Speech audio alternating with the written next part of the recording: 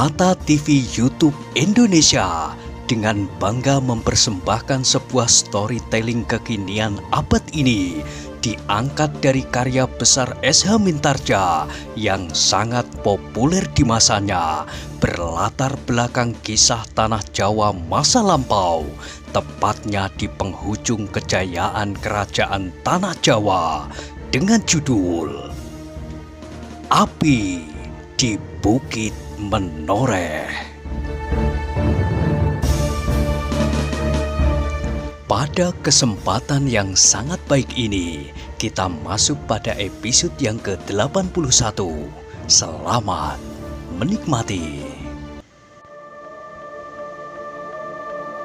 Pada episode sebelumnya telah diceritakan, sekali lagi dada Ki Sumangkar berdesir, namun betapapun juga ia harus melihat kenyataan. Memang sebenarnya lah bahwa perkataan Untara itu benar. Apa yang terjadi bukannya satu persetujuan antara seorang Senopati Jipang dan seorang Senopati Pajang, tetapi yang terjadi adalah penyerahan. Menyerah karena tak ada lagi kekuatan untuk melawan. Betapapun rasa sakit menghentak-hentak dada, namun Ki Sumangkar tidak lagi membantah kata-kata Senopati muda dari Pajang itu.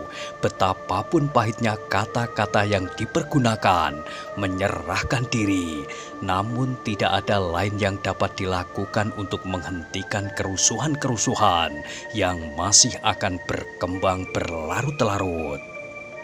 Meskipun bagi dirinya sendiri masih akan banyak dicari kemungkinan-kemungkinan lain, bahkan kemungkinan yang terakhir yang baginya lebih baik daripada menyerah itu, yaitu mati. Tetapi kematiannya tidak akan berarti apa-apa bagi ketentraman yang akan dicarinya. Ketentraman bagi rakyat Demak, ketentraman seperti yang dipesankan oleh Tohpati. Bahkan kematian Tohpati pun akan tidak berarti apa-apa. Bila tanpa penyerahan dari anak buahnya, malahan kerusuhan akan menjadi semakin memuncak. Sebab sisa-sisa prajurit Jipang itu akan menjadi semakin tak terkekang. Namun mudah-mudahan hilangnya pemimpin mereka akan memperlunak hati mereka. Mudah-mudahan mereka menjadi seakan-akan kehilangan pegangan, dan dalam keadaan yang demikian mereka akan mendengar kabar pengampunan yang diberikan oleh Untara bagi mereka yang bersedia menyerahkan diri. Tetapi bukan saja bagi Ki Sumangkar, kata-kata itu mengetuk hati Widura. Dan Widura yang mendengar kata-kata Untara itu mengangkat kepalanya. Sesaat hatinya bergelora, namun kemudian ia berhasil mengendapkannya. Dalam saat yang pendek ia dapat mengerti maksud dari kemenakannya itu. Dan ia pun kemudian tidak berkata apa-apa, hatinya dikendalikannya. Sebagai seorang prajurit yang telah cukup berpengalaman, maka nalarnya mampu menguasai perasaannya yang melonjak-lonjak menghadapi keputusan itu.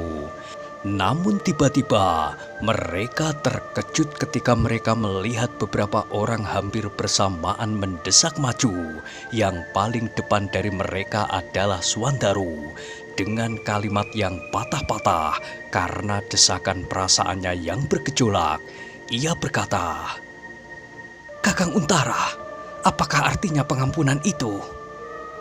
Untara mengerutkan keningnya, terasa bahwa keputusannya mengejutkan beberapa orang anak buahnya sendiri, dan barulah kini terasa bahwa seharusnya ia tidak tergesa-gesa mengucapkannya sebelum ia berbicara dengan beberapa orang pemimpin pasukan Pajang dan Sangkal Putung, serta memberi penjelasan kepada mereka. Namun kata-kata itu sudah diucapkannya, karena itu maka jawabnya, "Adi Suwandaru, kata-kataku cukup jelas. Aku akan memberikan pengampunan bagi mereka yang dengan sukarela menyerah, meskipun bukan pengampunan yang mutlak. Tetapi bagi mereka yang tidak mematuhi perintah itu, akan aku hancurkan sampai lumat. Keputusan itu terlalu lunak. Kakang tidak memperhitungkan kesalahan dan bencana yang telah mereka timbulkan. Untara menggigit bibirnya. Ia dapat mengerti pertanyaan yang dilontarkan oleh Swandaru itu. Maka jawabnya, "Kau benar, Swandaru. Tetapi kita tidak akan membiarkan diri kita terus-menerus berada dalam suasana perang. Perkelahian demi perkelahian, pertempuran demi pertempuran. Korban yang akan terus-menerus berjatuhan, dan kegelisahan yang semakin meningkat di antara rakyat." Tidak! Tiba-tiba terdengar suara lain. "Mereka akan kita musnahkan dalam waktu yang singkat. Lihat, Kakang Citragati telah menjadi korban. Aku telah terluka dan beberapa anak buah telah terbunuh hanya dalam satu kali pertempuran. Kali ini belum lagi terhitung dalam peperangan-peperangan yang lain. Apakah kita akan dapat melupakan korban-korban yang telah berjatuhan itu? Apakah kita dapat melihat kehadiran orang-orang yang tangannya bergelimang darah kawan-kawan kita itu hidup di antara kita sendiri dengan tentram? Tidak, hati kita akan selalu dikejar oleh perasaan tanggung jawab dan kesetia kawanan." Untara berpaling ke arah suara itu. Dilihatnya Hudaya berdiri dengan teguhnya seperti menara baja. Di tangannya masih tergenggam pedangnya yang berjalur-jalur merah karena darah. "Kau benar, Hudaya," sahut Untara. "Kau benar, Swandaru pun benar. Tak ada lagi kini yang dapat menghalangi kita untuk menghancurkan sisa-sisa pasukan Jipang yang sudah kehilangan pemimpinnya itu. Mereka telah menjadi demikian lemahnya sehingga kita akan dapat menumpasnya. Nah, kenapa kita akan memberikan pengampunan?" teriak Hudaya yang disusul oleh Sendawa. "Kita musnahkan saja mereka." Untara menarik nafas dalam-dalam, sedang Ki Sumangkar yang berdiri di hadapannya bergeser setapak menghadap suara itu. Terasa dadanya yang pedih bertambah pedih, lebih pedih dari tusukan pedang di dada itu. Tetapi ketika ia akan memotong kata-kata itu, terasa Kiai Gringsing menggamitnya, sehingga Ki Sumangkar itu hanya mendekap kepedihan itu di dalam hatinya. "Kalian benar," terdengar kembali suara Untara. "Kita akan dapat melakukannya, dan hal itu pasti akan kita lakukan. Tetapi bagaimana dengan orang-orang Jipang yang kemudian menyesal atas segala perbuatannya? Bagaimanakah kemudian dengan musuh-musuh kita yang merasa dirinya bersalah dan ingin menghentikan perlawanannya? Tidak semua dari mereka tahu benar apa yang telah dilakukan. Nah, bagi mereka yang dengan jujur merasa bersalah dan menyerah, kita tunjukkan kebesaran jiwa kita, sebagaimana Tuhan akan mengampunkan dosa-dosa kita. Kita pun harus bersedia memaafkan kesalahan sesama. Tentu bagi mereka yang jujur, Tuhan melihat kejujuran dan kecurangan di hati kita. Tetapi kita tidak dapat melihat hati sesama, namun kita mempunyai cara-cara untuk itu, melalui penelitian dan percobaan. Nah, serahkanlah hal itu kepada pimpinan Pajang. Namun dengan demikian, kita mengharap bahwa ketentraman akan segera dapat dipulihkan. Sedang kita akan segera melihat siapakah yang dapat kita maafkan dan siapakah yang harus kita hancurkan. Meskipun aku harus mengatakan sekali lagi bahwa pengampunan yang aku maksudkan bukanlah pengampunan yang mutlak, membebaskan mereka dari tanggung jawab atas segala perbuatan mereka." Untara itu berhenti sejenak. Dicobanya untuk melihat penilaian orang-orang yang berdiri di sekitarnya atas kata-katanya itu. Tetapi malam menjadi semakin gelap di pinggiran hutan itu, sehingga Untara menjadi sulit untuk dapat melihat setiap wajah dari anak buahnya. Namun sesaat tak ada seorang pun yang menyahut. Batas hutan itu kembali diliputi oleh suasana yang sepi. Kembali terdengar semakin jelas suara burung hantu di kejauhan. Dalam kesunyian itu terdengar kemudian suara Untara kembali. "Nah, apakah kalian dapat mengerti maksudku?" Jawaban Swandaru mengejutkan. Katanya, "Tidak." Untara menarik nafas dalam-dalam. Ia masih juga mendengar beberapa orang bergumam di antara mereka. "Jadi bagaimana keinginanmu, Swandaru?" bertanya Untara langsung kepada Swandaru. Swandaru terkejut mendengar namanya disebut, namun ia menjawab, "Dihancurkan sampai 7 turunan." Sekali lagi Untara menarik nafas, kemudian katanya, "Jadi kita menutup pintu bagi mereka yang ingin menyerah tanpa terkecuali. Jadi kita mengingkari penglihatan kita bahwa ada di antara mereka yang berada di pihak Adipati Jipang hanya karena terpaksa dan kemudian tidak dapat melepaskan dirinya karena berbagai persoalan. Persoalan yang sangkut menyangkut. Ketakutan mereka terhadap ancaman kawan sendiri. Ketakutan mereka terhadap sikap para prajurit Pajang yang tidak dapat dimengertinya. Ketakutan mereka terhadap bayangan mereka sendiri. Lebih-lebih bagi mereka yang pada saat belum ada persoalan antara Jipang dan Pajang, tidak lebih dari seorang hamba dan prajurit kadipaten. Mereka tidak menyadari apa yang akan terjadi atas mereka. Dan bahkan mereka telah mengutuk Arya Penangsang sedalam lautan. Namun mereka tidak melihat jalan kembali, sehingga mereka harus, mau tidak mau, turut serta dalam peperangan melawan kita. Kepada mereka itulah kita akan mencoba membuka pintu.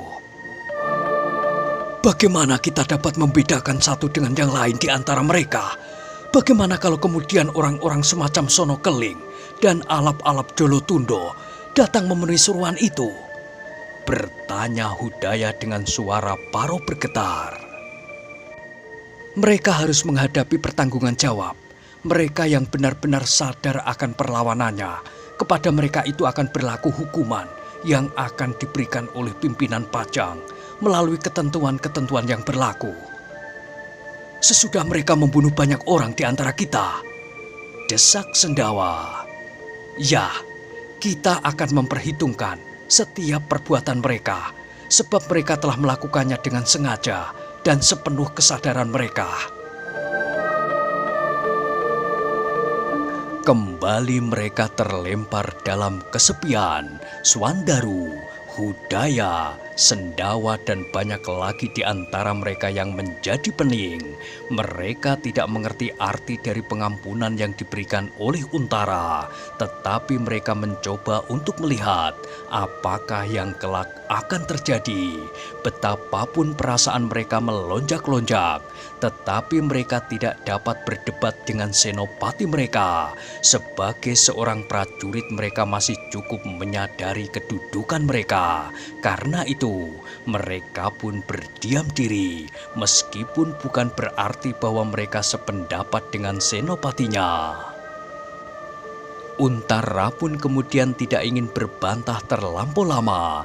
Ia akan memberi penjelasan nanti kepada anak buahnya di Kademangan atau kepada beberapa orang yang penting untuk diteruskan kepada setiap prajurit dan orang Sangkal Putung. Ia sendiri dapat merasakan betapa beratnya keputusan yang diambilnya itu.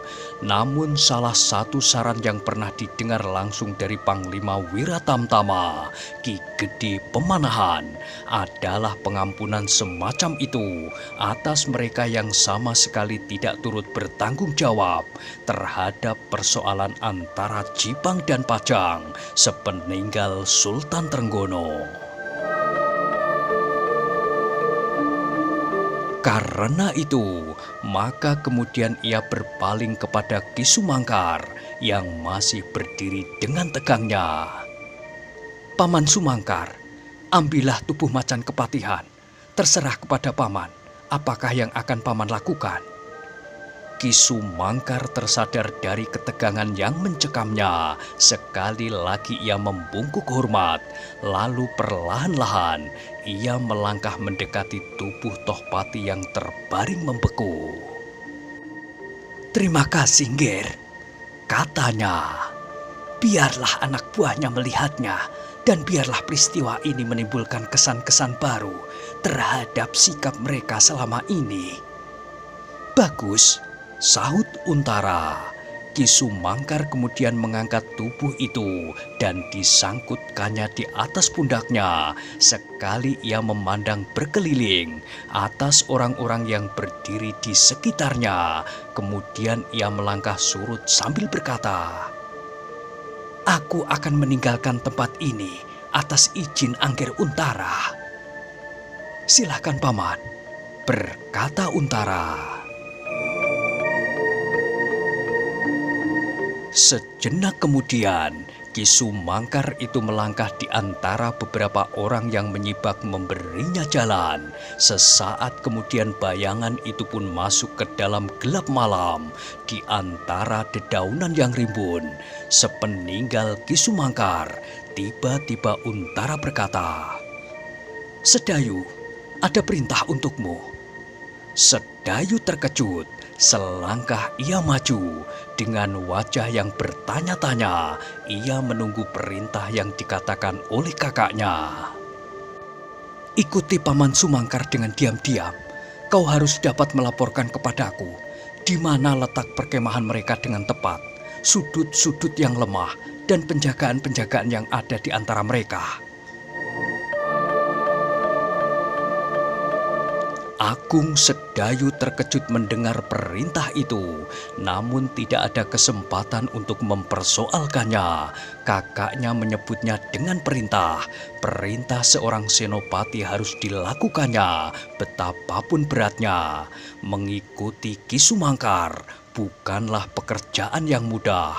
Orang itu adalah seorang yang sakti, yang pendengarannya jauh lebih tajam dari pendengarannya sendiri.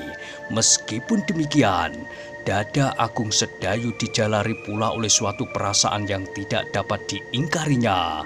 Bangga, namun juga cemas. Bangga atas tugas yang dipercayakan kepadanya, tidak kepada orang lain. Namun ia cemas bahwa ia akan gagal melakukannya. Bukan karena ia tidak berani, tetapi disadarinya sepenuhnya siapa yang dihadapinya kali ini. Dalam pada itu terdengar kakaknya berkata, "Agung Sedayu, kau harus kembali sebelum malam besok." Tanpa berpikir Agung Sedayu menjawab, "Baik, Kakang." "Nah, cepat berangkat. Kalau kau terlambat, kau akan kehilangan jejak Paman Sumangkar." "Baik, Kakang," sahut Sedayu pula. Namun sebelum Sedayu berangkat, terdengar Kiai Gringsing berkata, "Apakah kau sungguh-sungguh, Untara?" Untara berpaling, ditatapnya wajah Kiai Gringsing, kemudian jawabnya, "Tentu, Kiai, aku memerlukan laporan tentang daerah lawan, keadaannya, kekuatannya, dan segala macam persoalan yang mungkin dapat kita perhitungkan dalam setiap saat dan keadaan yang perlu." "Bukankah kau mempunyai beberapa orang pembantu dan bahkan ada yang dekat dengan lingkungan mereka?" "Aku kurang mempercayainya seperti aku mempercayai Agung Sedayu. Mungkin aku berhadapan dengan ular berkepala dua. Karena itu, aku harus mencocokkan keadaan sebelum aku melakukan tindakan terakhir. Bukankah Paman Sumangkar akan menunjukkan jalan itu?" Kiai Gringsing menarik nafas dalam-dalam, kemudian katanya, "Kenapa Agung Sedayu bukan orang lain? Angger Widura misalnya?" Untara menggigit bibirnya. Sesaat ia terdiam, namun kemudian ia menjawab, "Paman Widura adalah pimpinan prajurit Sangkal Putung. Ia tidak dapat meninggalkan tugasnya." "Bagus, bagus," desah Kiai Gringsing. "Kau cerdik, Untara." "Kenapa?" Tanya Untara. "Tidak apa-apa," sahut Kiai Gringsing. "Pergilah Agung Sedayu." "Baik Kiai," sahut Agung Sedayu. Kemudian dengan ringkas ia mohon diri kepada kakak dan pamannya. "Aku berangkat Kakang, dan aku minta doa Paman Widura. Semoga berhasil." Widura berdiri tegak seperti patung. Ia menyadari bahaya yang dapat terjadi atas kemenakannya. Ki Sumangkar bukan orang yang setingkat dengan anak muda itu. Karena itu ia ragu-ragu melepaskannya.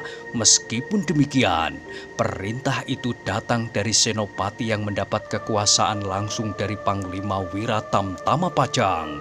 Karena itu, dengan hati berat ia menjawab, "Hati-hatilah Agung Sedayu, tugasmu terlampau berat." Agung Sedayu tidak berkata apa-apa lagi. Ia takut kehilangan jejak. Karena itu, segera ia melangkah meninggalkan kakaknya, pamannya dan para prajurit Pajang dan Laskar Sangkal Putung. Suandaru yang tertegun keheranan atas perintah itu, tiba-tiba seperti orang tersadar dari mimpi. Terbata-bata ia berkata, "Aku ikut serta Kakang Sedayu." Sebelum Sedayu menjawab, terdengar Untara menyahut, "Jangan Suandaru, biarlah ia berjalan sendiri." Yang mendengar jawaban Untara itu pun menjadi heran pula. Apakah sebenarnya maksud Untara dengan perintahnya kepada adiknya itu? Perintah yang sangat berbahaya dan hampir-hampir tak masuk akal mereka. Agung Sedayu harus mengikuti jejak orang sesakti Ki Sumangkar. Namun kemudian mereka benar-benar harus melepaskan Agung Sedayu. Mereka hanya dapat memandang anak muda itu berjalan dan menghilang di dalam gelap searah dengan menghilangnya Ki Sumangkar. Demikian Agung Sedayu masuk ke dalam hutan. Demikian ia merasa terlempar ke dalam suatu daerah kelam yang sama sekali tak dikenalnya. Yang dapat dilihatnya hanyalah takbir hitam pekat menyelubunginya. Satu-satu ia dapat melihat remang-remang pepohonan yang sudah sedemikian dekat dengan hidungnya. Namun yang lain tak dapat dilihatnya. Barulah ia kini menyadari betapa sulit tugas yang dibebankannya kepadanya. Ia tidak tahu kemana ia harus berjalan dan bagaimana mungkin ia dapat mengikuti jejak orang yang bernama Ki Sumangkar. Ia sama sekali tidak mendengar langkah kaki, desah nafas dan apalagi melihatnya. Tetapi ia tidak dapat kembali. Ia telah berangkat membawa tugas. Karena itu, tugas itu harus dilakukannya sebaik-baiknya. Apapun yang akan terjadi, sekali-sekali timbul di dalam hatinya perasaan-perasaan aneh seperti yang pernah dimilikinya dahulu. Gendruwo bermata satu, macan putih dari lemah cengkar, hantu berwajah tampan dari Gunung Gowok. Satu-satu kenangan itu timbul tenggelam di dalam benaknya. Namun Agung Sedayu kini bukanlah Agung Sedayu yang dahulu. Meskipun perasaannya tentang hal-hal serupa masih saja sering membuat lehernya meremang, Agung Sedayu itu pun kemudian berjalan setapak demi setapak maju. Tangan kirinya meraba-raba batang-batang pohon yang dilampauinya, sedang lengan kanannya kadang-kadang meraba hulu pedangnya di lambung kiri. Setiap saat ia memerlukan pedang itu, sebab setiap saat ia akan bertemu dengan bahaya. Setelah agak lama Agung Sedayu berada di dalam gelapnya hutan, maka perlahan-lahan matanya dapat menyesuaikan diri dengan keadaan tersebut. Perlahan-lahan ia dapat melihat beberapa bagian hutan itu di sekitarnya. Bahkan ketika ia menengadahkan wajahnya, ia masih dapat melihat bayangan langit yang gelap karena mendung yang mengalir dari selatan di celah-celah dedaunan. Namun di antara awan yang kelabu itu, Agung Sedayu kadang-kadang melihat seleret bintang seolah-olah berkedip kepadanya. Agung Sedayu menarik nafas. Ia masih belum tahu sama sekali kemana ia akan pergi. Ia menjadi cemas jangan-jangan akan tersesat dan tidak dapat menemukan jalan keluar. Tetapi bagaimanapun perasaannya bergolak. Namun Agung Sedayu itu berjalan terus. Ia tidak tahu apakah ia akan dapat bertemu dengan jejak Ki Sumangkar ataupun tidak. Tetapi ia begitu saja memilih jurusan tanpa diketahui arahnya. Dengan hati-hati Agung Sedayu berjalan terus. Setiap kali ia berhenti memperhatikannya kalau ia mendengar sesuatu. Mungkin langkah seseorang atau mungkin tarikan nafasnya. Tetapi yang didengarnya hanyalah desir angin yang menggerakkan dedaunan. Gemerisik lambat-lambat. Agung Sedayu berjalan terus, perlahan-lahan di antara semak-semak yang tumbuh di bawah pepohonan yang besar. Agung Sedayu tidak saja harus hati-hati menghadapi lawan-lawannya, tetapi ia harus hati-hati pula menghadapi segala macam binatang, lebih-lebih lagi ular, binatang yang sangat berbahaya dan hampir-hampir tak dapat dilihatnya bagaimana binatang itu menyerang. Dalam keremangan malam yang gelap itu, tiba-tiba Agung Sedayu melihat sesuatu. Ia melihat gerumbul-gerumbul tumbuh tidak wajar. Namun kemudian ia mengambil kesimpulan bahwa gerumbul itu baru saja diterobos oleh seseorang. Tidak hanya seseorang menilik dahan-dahan yang patah dan daun yang terinjak-injak. Dengan seksama Agung Sedayu mencoba memperhatikan gerumbul-gerumbul itu. Lama sekali, sebab malamnya pun gelap sekali.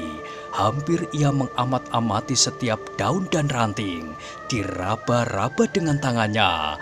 Akhirnya Agung Sedayu berkesimpulan bahwa bukan Ki Sumangkar yang ditemukan jejaknya, tetapi prajurit Jipang yang mengundurkan diri.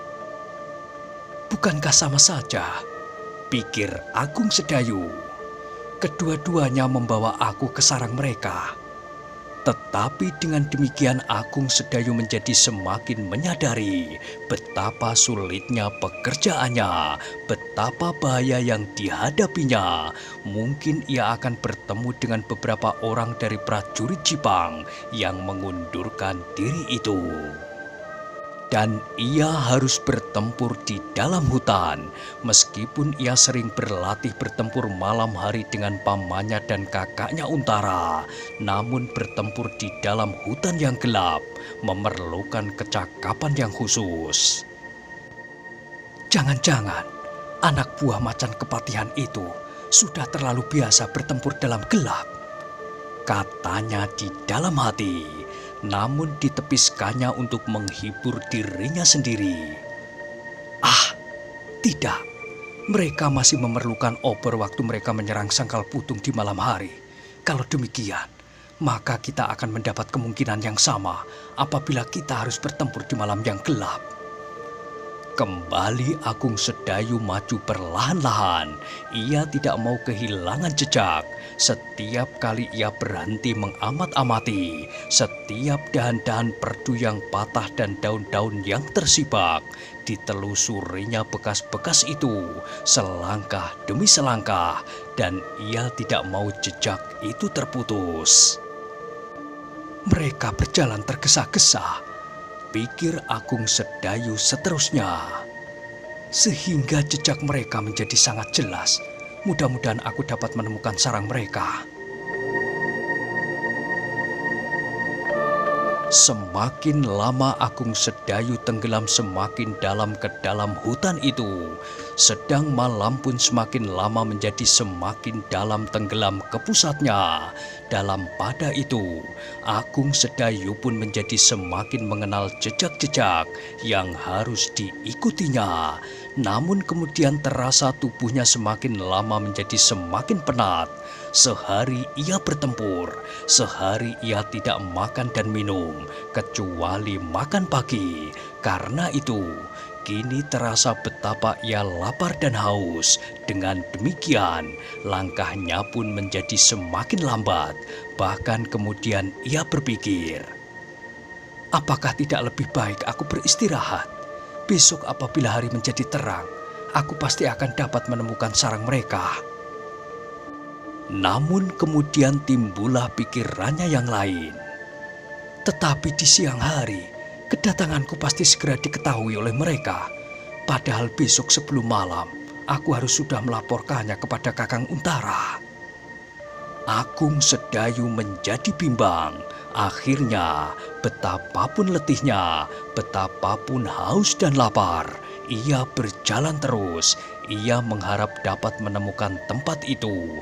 Kemudian ia mengharap hujan turun supaya ia mendapatkan air untuk minum. Tetapi apabila hujan turun, aku akan kehilangan jejak dan mungkin aku tidak akan dapat kembali menemukan jalan ini, pikirnya. Aku harus membuat tanda-tanda sendiri. Desisnya tiba-tiba. Agung Sedayu itu pun segera menarik pedangnya.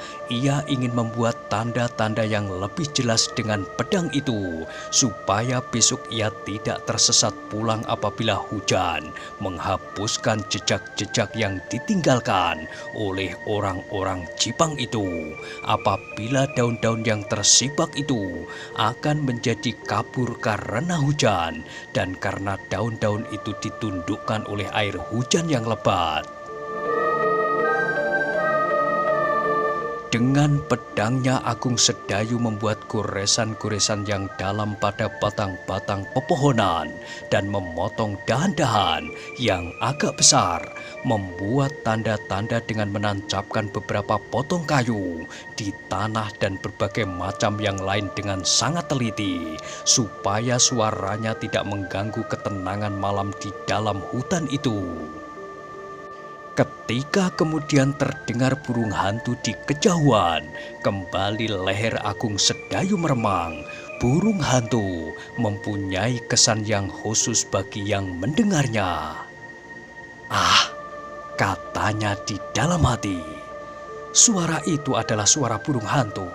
Ia tidak dapat bersiul dengan cara yang lain, seperti burung kepodang misalnya.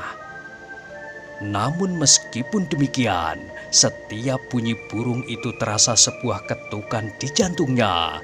Tetapi Agung Sedayu itu tiba-tiba tertegun. Ia mendengar sebuah suara yang lain, bukan suara burung hantu. Perlahan-lahan, namun terus-menerus. Agung Sedayu itu pun berhenti. Diperhatikannya suara itu dengan seksama. Suara itu bukan suara binatang, tetapi suara itu adalah suara seseorang. Agung Sedayu menarik nafas.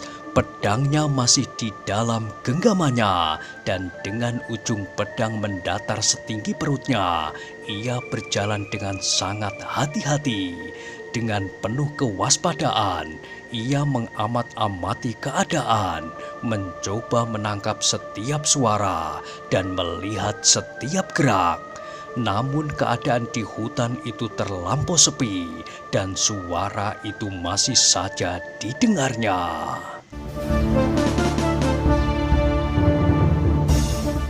Nah, bagaimanakah kisah selanjutnya?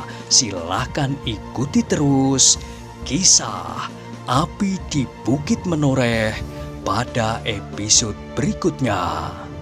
Sampai jumpa.